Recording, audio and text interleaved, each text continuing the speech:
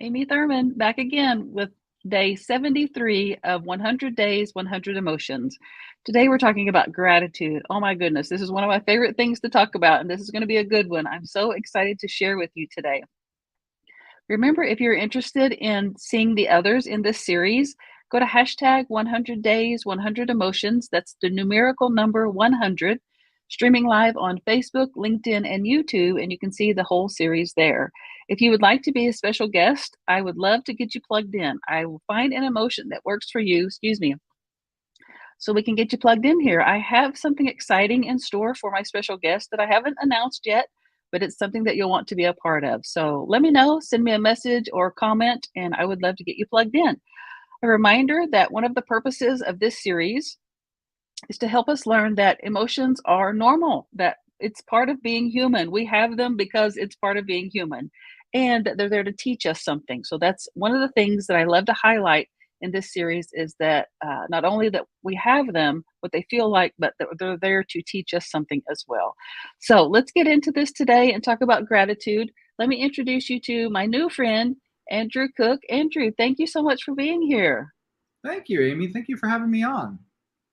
Of course, I'm excited to hear what you have to share with us today. Andrew and I met on an online platform that we both use for business purposes, and so we've never actually chatted until just now. And so it's always fun to meet new friends and to find out new things about what people do and their specialties and how they can help others. And I love that part of doing this is just sharing other people's things as well. So again, thank you for taking the time to be here. We are talking about gratitude today, and I like to pop up a piece of text to get us started to kind of springboard our conversation. And so today says that gratitude is a profound appreciation for blessings, kindness, and positive experiences in one's life. Now, when I think of this, those of you who are familiar with my story, you probably can anticipate what I'm going to say. But if you're not, just real short, I, in 2014, passed out, landed on my face on the hardwood floor, sheared my brainstem, traumatic brain injury, broke my neck, went undetected for 6 months. Anyway, flat in a bed for a year and couldn't do anything for myself, couldn't even take myself to the restroom. And so I now can hold my head up for a few hours at a time and drive and walk on up my own. And so I feel immense gratitude that I'm still alive, that I survived that because the doctor told me you shouldn't have survived that. And so just the fact that I'm still alive, even though every day when I wake up, I'm in pain, like I live in chronic pain, I still am so grateful that I'm alive. And so when I read this about appreciation for blessings, kindness, and positive experiences in one's life, it's different for me because I'm thankful for my injury, because it led me to be even more grateful for the things that I'm able to have, that I do have. I feel more grateful for the small things in life now because I appreciate them so much more than I did before. And so that's what I think of when I think of gratitude. Andrew, I would love for you to share your experience with gratitude and what it has taught you. Yeah, thank you so much for the introduction. And I'm going to maybe correct you just a little bit. Yeah.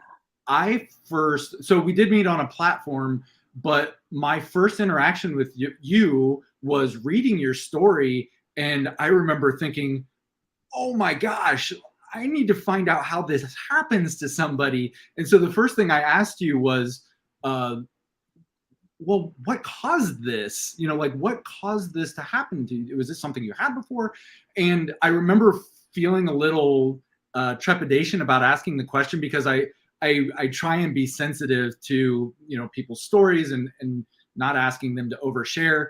But you're very gracious about it, and I was glad that I did because that comes from a place of genuine caring, and I want to know, right? Like it's not asking somebody how the weather is at the bus stop. I actually care about when I'm asking those questions, like what is the answer? What am I learning from that experience? So I think that ties into gratitude, and here we go. So Yeah. if we rewind the clock, it's probably been about 8 or 9 years at this point. I was very unhappy. I didn't know that I was unhappy. I think I was in the same situation that lots of people get into where my wife and I talk about it being like, if you're just kind of always waist deep in the muck, then you get very used to the muck being about waist deep, and we just kind of go on with life and we don't think too much about it. We might complain about it, we might feel uncomfortable and unhappy, but we just kind of move through life that way. A little more than 8 years ago, I had some things that were going on in my life which caused me to feel very much like the muck was up above my head. And suddenly I realized I couldn't stay in that spot anymore. There was no way for me to comfortably live with the muck at about belly button level. And so I needed to do something to change that. And my wife and I were struggling in our marriage, went through some counseling, went through trying to rebuild our marriage. And we knew that we wanted to stay together. We weren't sure how to make that happen. We were feeling very like we'd grown apart and we were drifting in different directions. And so one of the things that we started doing about 8 years ago was we do check-ins every day. We actually do them twice a day. We do one in the morning and one in the evening. And very early on, part of that check-in process is to talk about our gratitudes. So really, really early on, and you kind of have to remember, like, the place that we're in is like we're both pretty unhappy. We're not trying to figure out if we can save our marriage, but we're not totally sure that we're there. And so sitting down and talking about gratitudes every day was difficult, and we needed to do 3 of them at least. So it wasn't, nobody got to say like I like my shoes and you get to move on. But you know, like, our early experience of gratitudes was that it was difficult because we had spent so much time really what I'll call like focusing on the negatives. So focusing on all the things that weren't going right in our lives, that we had lost the ability to see the things that were really going very well. And that was part of what had created the situation that we were in, was that you know, we were spending a lot of time noticing the little things that weren't going smoothly, or feeling the weight of the things that were going poorly disproportionately to all the other things that were going on in a day, right? And so, and I think this is very common that we focus on those negatives, or it's easy to focus on those negatives and lose track that, you know, our day was made up of 24 hours. That negative only took maybe 5-10 minutes. It was, you know, one person that we thought was a jerk in traffic, or one person in the grocery store who wouldn't let us through the aisle, you know, like whatever that interaction was. But it's amazing how those moments maintain real estate in our brains for long periods of time, right? Yes. And so my wife and I were finding that something bad would happen in the morning, and we were still coming home grumbling about that to each other. I can't believe this person did this, and then I did this, and and so getting into this habit or this practice of expressing our gratitudes was very difficult and very awkward. I mean, like, let's just say what it was. It was really weird. And at first it was like, we had those moments where it's like, I don't know, the weather was pretty okay and dinner was all right, and my hand doesn't hurt. You know, it was like very, it was superficial. Very superficial. I was going to say not intimate. Yeah. Very, very superficial. That's a great way to say that.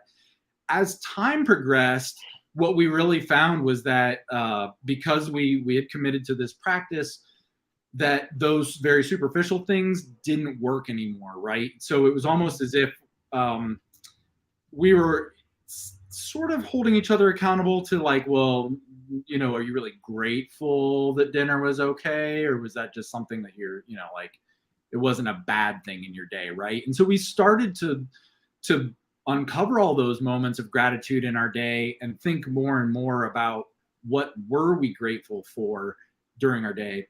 And there was this point where my wife and I were taking a walk and saw oh my gosh, I think it was a slug eating a mushroom maybe. And so we stopped and, like, squatted down on the sidewalk, and we're watching this happen, this nature, and just being sort of amazed by it, because you could see the slug's, like, little mouth, like, working away, and its little eye stalks were moving, and just being very present in the moment and just focused on that, right? And a gentleman walked up and sort of, like, looked over us as we were squatting down and was like, "What are you looking at?" And I think we said like, oh, this slug is eating this mushroom. And he looked at us like we were the craziest people that he had ever seen in his entire life. But I think that was a great moment, and really like sticks out in my mind as this turning point where suddenly I actually felt that deep connection to gratitude, not just the thanks for making dinner, right? That's a very superficial level of gratefulness, if we keep using the same word. That suddenly I felt very present and aware, and I felt gratitude that I had this moment, A, that I got to share it with my wife, B, that it was really fascinating and I was okay being fascinated with it as a 40-something-year-old man squatting on the sidewalk. It just, like suddenly I felt very connected to that. So as we practiced over time, and it really probably took a year or two. I mean, this did not happen overnight. That when we started talking about our gratitudes, I could look at my wife and say, thank you so much for cooking dinner tonight. But it wasn't just thank you for cooking dinner. It was thank you for cooking dinner because I had a hard day and I still needed to work. And by you supporting our family in that way, I was able to get the work done. And when dinner was ready, I was done with work. I could put it aside. I could be present with you and our son, and we could spend that time together. So the gratitude wasn't just that you put food in my mouth. It started to link together all these ways that, we see that we support each other and that we're connected. And she started feeling less taken for granted because now, we were no longer addressing each other the way that you might address somebody at a bus stop or in a grocery store. We were talking more deeply about how that had an impact on our life, so that, you talked about like the impact of the kindness or that moment. We were able to express that. Again, took a couple of years, and it really was, no kidding, in the 8 years that we've been doing it, I bet I can count the number of times that we've missed on one hand. And most of the time it's because one or the other of us is traveling and, like there's a late night event and the other person has to go to bed and we miss it. But we miss it, right? Like we actually feel the vacuum that's created by this lack of having that time to connect. So it was really interesting to see how at first I had these gratitudes, but then I started to actually feel them. And it really worked in that order for me. It was a lot of vocalizing before internalizing. So that was an interesting development for me. I knew intellectually that I should be grateful for these things, but there was a big disconnect between intellectually what I knew and emotionally what I felt. Yeah. And I think it was that level of practice that chipped away at the barrier between those two things, right? So intellectually, I knew that I should feel it, and emotionally, I actually felt it, which was great. And I would say something as crass as men are taught to, but I don't actually believe that's true. I think people are taught to, create that gap between, we want you to be logical, we want you to be rational, and we don't often value emotion as a characteristic. And even when we talk about emotional intelligence, I often, I read articles and I fear that people focus on the intelligence aspect of that and not the emotion aspect of that. So it's almost as if you could give somebody the math problem that would create an emotion or would create an empathy or an understanding of an emotion. It's been an interesting journey for me, and I would absolutely love to hear, like if your listeners begin this practice, the follow-up that says like, this is what I see and this is what I experience over time. And I will say that because I'm in a lucky position in a nonprofit that I work with, that I've started to introduce this to others that I work with in that capacity, and that they don't practice it daily, but we do at least practice it weekly when we meet. And so they're very much in the habit, and I've seen this growth in them, that when we first started, it was like, I don't know what to be grateful for. And some people just said like, I don't have one, right? And I always remember challenging people in that, saying, certainly you do. Certainly you have something that you can be grateful for, though I understand how difficult it is to pull it out of thin air when you're not used to thinking it and feeling it, right? And so helping others develop those habits, but I see it now in those individuals that when we sit down and meet and have that conversation, we just do one gratitude. I don't try and push them too hard, but they have no problems expressing their gratitudes. And I've seen it go from I'm grateful for the weather to I'm grateful for the weather because I got to go spend some time outside and it felt good to have the sun on my face and the, you know, like the view and the leaves are changing. It is so beautiful out. And you can see how they are internalizing that, moving from a very superficial level down into like feeling that gratitude.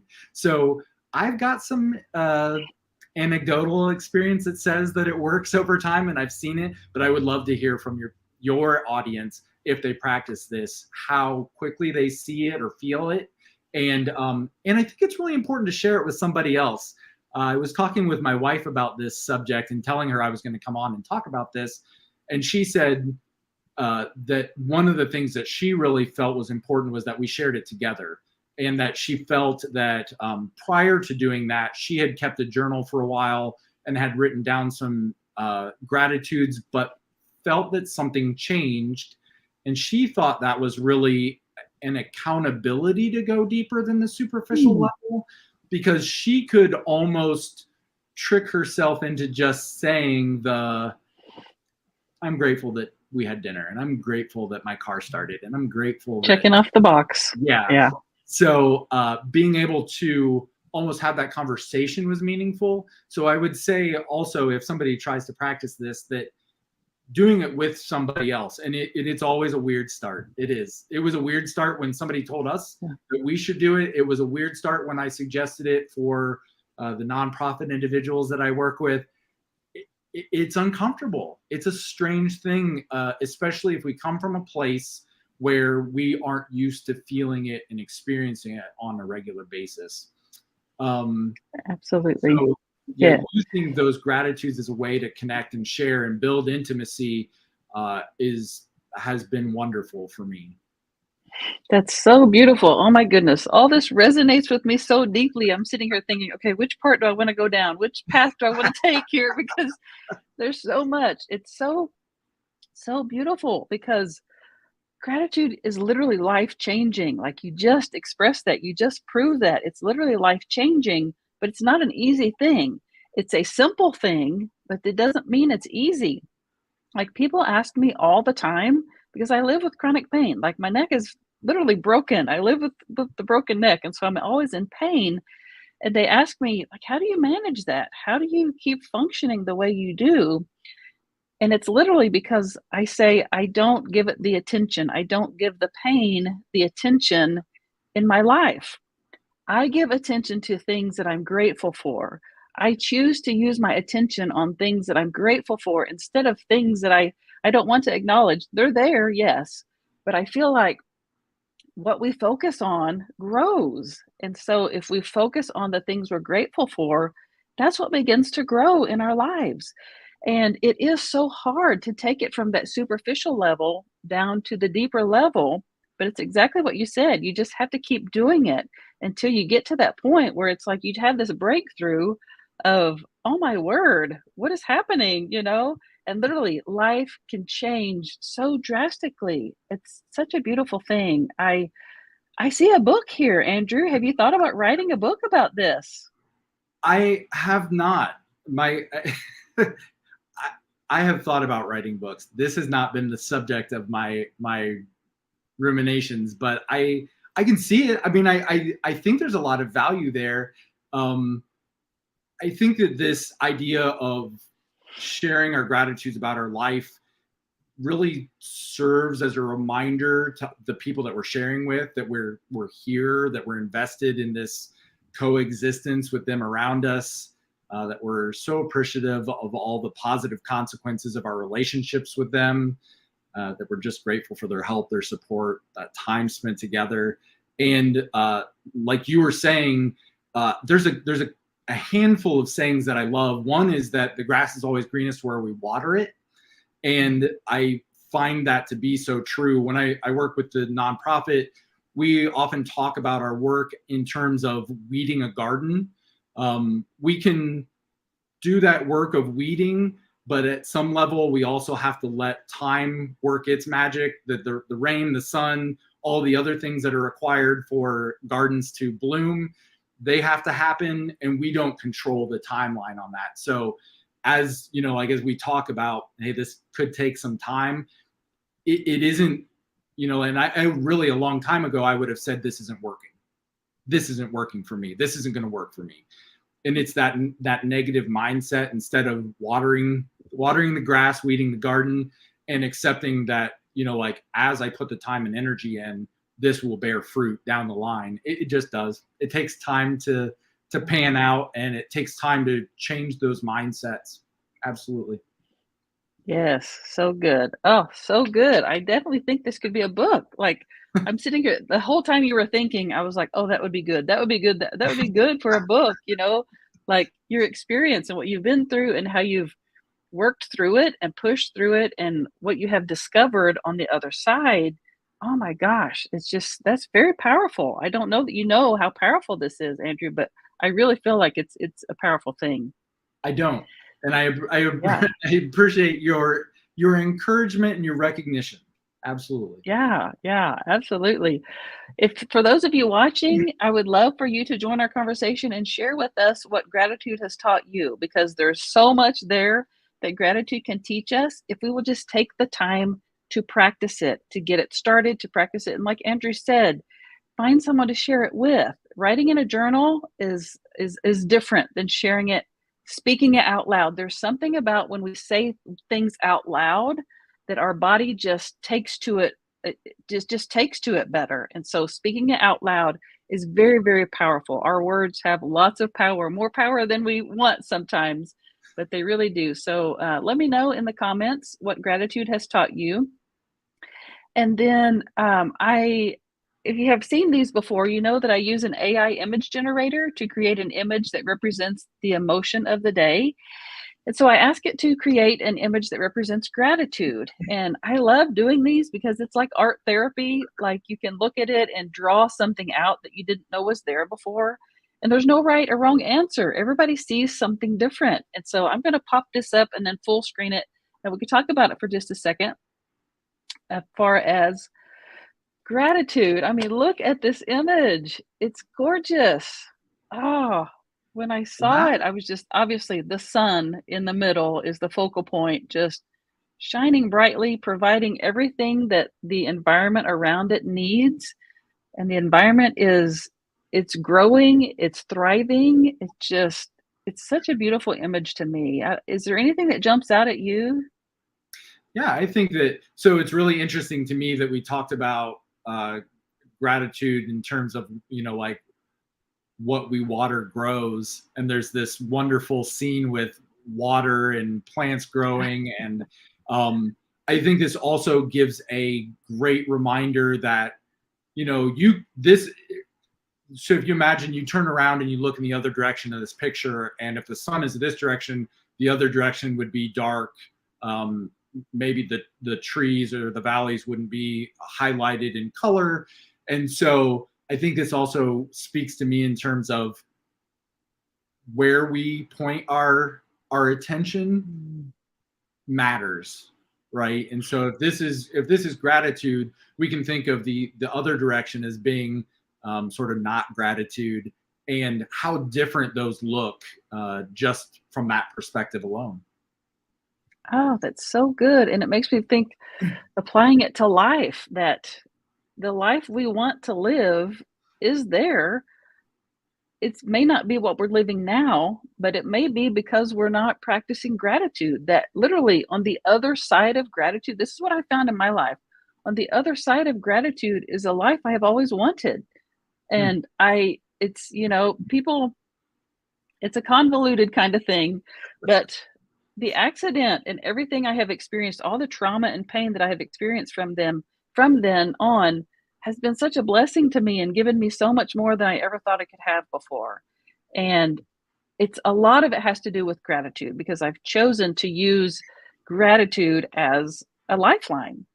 And so that makes so much sense. Oh, And I did want to just say, to that extent, I love that, because I think that we have the choice to view those experiences. They're not good or bad. They're just experiences that we have in our life. We can put a right. label on them very quickly, and it's hard to say, like, oh, my parents were murdered. That can't be a good experience. And we really can turn anything into a great opportunity, right? So I don't know anybody who doesn't have some trauma in their background, Yeah. emotional, physical, you name it. Everybody has a story of some thing that they've overcome. I was talking with a client today, and she was saying, like, sort of somewhere along the line of that, which doesn't kill me makes me stronger. And I was saying, I think it's better to just think of this in terms of we've survived 100% of the obstacles that have come before us, right? And that's a Yes. great story. Surviving Yeah. everything that's been ahead of us or behind us at this point gives me so much hope that whatever comes next, I'm going to survive that moment too, right? And so I think that having that gratitude, like you said, it does change an outlook. And I'm so grateful of everything behind me. Wasn't probably always ideal, but it did land me where I'm at today. And that's a great thing. And if you're not happy with where you're at today, this moment is still going to propel you into where you are in 2 years, 5 years, 10 years. It's always really hard to see the great things that are going to come up, right? So again, with this idea of planting, hey, gardens look rough at first. It's just dirt. There's not, I mean, there's a couple scraggly twigs or something, but they don't look full and lush and colorful. And it takes time for those to happen. And sometimes, the garden was lush and then something horrible happens and it looks terrible again, but you can nurse it back into that state again. That we always have the ability to view those opportunities as not lost. Oh, the garden is never going to come back. It absolutely will, but we have to put the right time and energy into it. It's just all of that potential is sitting there waiting to be explored, but it gets hard to see any of it or put the energy into it when we have that very negative mindset about things. Absolutely, and it's never too late to start. Like, Yes. you may think you're just behind, you're just so far behind now, where are you gonna start? Just start somewhere. Just start somewhere. It's never too late to start, and if you don't know where to start, contact me or contact Andrew, and we will be happy to help get you started. We'll be happy to help get the ball rolling for you, because I'm telling you, it's life-changing. It can be life-changing if you allow it to be. But it's something you have to choose. It's something you have to be willing to do, to put the work in. Like I said, it's simple, but it's not easy, but it can be life changing. Absolutely. Oh, so good. Now, if you wouldn't mind, Andrew, to just tell them a little bit about you and what you do and how they can contact you if they would like to work with you. Yeah, so I'm a multifaceted person at this point in my life. So I am a certified life coach. I own a consulting business where I help small business owners with their human resources. So I work a lot in recruiting and just helping plan benefits and ways that businesses can take care of their top resource, which is their people. Um, I also own a couple other businesses that aren't probably totally germane to this conversation, but yeah, that's me. And I think you've got the link to my HR page, and that's it. I am going to be launching a coaching business that focuses on travel for individuals who have anxiety. And my hope is that this is a way that people can learn to manage that anxiety, or learn where their coping mechanisms and skills come in that can help them get out in the world and see all the great stuff that's out there. I love travel. So that's one of the big eye openers for me, right? So for me, it's, hey, I can watch the small details in nature, but I also love to get out and experience everything that this world has to offer. So you can look for that coming soon too. That's so exciting. Oh my gosh, it reminds me of I grew up in a really small town, and at 19 years of age, I decided to go work in Yellowstone National Park and worked there for 3 seasons, and talk about a culture shock. Go from a small town to this, huge national park, but it was the best thing I have ever done. Excuse me. It was terrifying, but like you said, oh my gosh, so, so good. I could talk about that for a long time, but we need to but yeah, that's so good. And so your website is aheadsupport.com. That's it. And do you offer like get to know you calls or something that they can book with you? Yeah, absolutely. So on the website, there's a contact us page, and under there, there's a range of calendar options, which can be anywhere from just 15 minutes. Hey, we want to chat and network and get to know each other, all the way up to hour-long consultations for businesses and a whole bunch of options in between. But it's all pretty clearly spelled out what the different calendar selections are for, and people are welcome to book my time that way. Okay, awesome. So there you go. That's how you can contact Andrew if you would like to get a hold of him or even talk to him more about his gratitude practice. I'm sure he would love to talk to you about that as well. Yeah, Thank you all so much for watching. This has been such a great conversation. Like I said, I love talking about gratitude. It's made such a huge difference in my life. Thank you so much for sharing your time and your experience with us, Andrew. It's been such a pleasure. For those of you watching, if you have found this helpful or think it will be helpful for others, please share it. If you would like to see the others, again, hashtag 100 days, 100 emotions. That's the numerical number 100. And if you would like to be a special guest, just reach out to me and I will be happy to get you plugged in. Okay, until next time, I will be back with another emotion. Thank you all for watching. Bye.